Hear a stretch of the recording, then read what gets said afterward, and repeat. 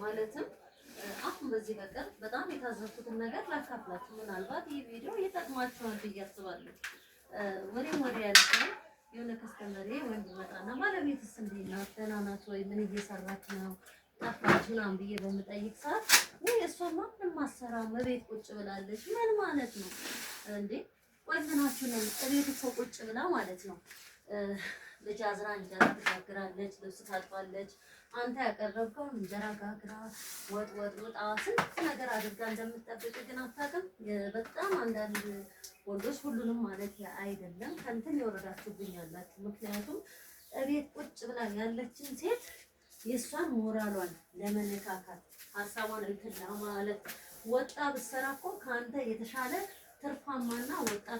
ትርፋማና አትራፊ እንደምትሆን ምንም ጥርጥር የለኝም። በቤት ግን ቁጭ አለችው ለልጆችህና ለልጆች ስትል ብቻ መሆኑን እወቅ። ብትወጣ ብትሰራ ምንም አትሸንም። መኪና መንዳት ሆነ ሱቅ ላይ ብታስቀምጣት ሱቁን ትርፋማ አድርጋ ሰውን ተንከባክባ ቡቲክ ላይ ብታስቀምጣት የሄደችበት ቦታ ሴት ትርፋማ ናት።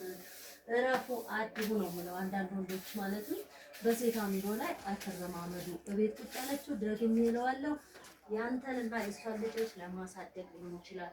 እዚህ ጋር እኮ አንተ ያቀረብከው ነገር እንግዳ ይዘህ መጥተህ ሳታፈር ኮራ ደልቀቅ ብለህ ብሉ ጠጡ የምትለው እሷ ግን ልጇን አዝላ ሊሆን ይችላል የጋገረችው ወጧን የወጠወጠችው ያንተን ልብስ አቧራህን ይዘገብተህ አጣጥባ ሽንቅጥ አርጋ ሰው ፊት ባንከር ትሆናለህ፣ ሹፌር ትሆናለህ፣ ገበሬ ትሆናለህ። እኔው አላቅም ዝንጥ አርጋ የምታውልህ እሷ መሆኗን አትዘንጋ።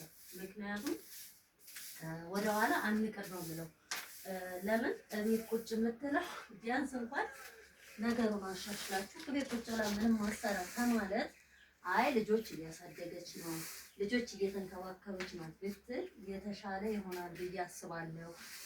ይኸው እኔም እንዳያችሁት ባለቤቴን እንግዲህ ግራጅ በመሆን እያገዝኩ ነው። ምክንያቱም እሱ የውጭውን ሲያመጣ እኔ ደግሞ ለቤቴ አልሸነፍም በማለት እጅ ወደ ኋላ አንሰጥም በማለት እየታገልን ነው እንደምታዩት ማለት ነው።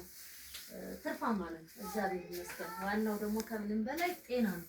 ሌላ ጠቃሚ ቪዲዮ ይዤላችሁ እንድመጣ የምትፈልጉትን ሀሳብ አስተያየት ዩቲዩብ ቻናል ላይ የማርያም ባልትና ብትሉ ታገኙታላችሁ።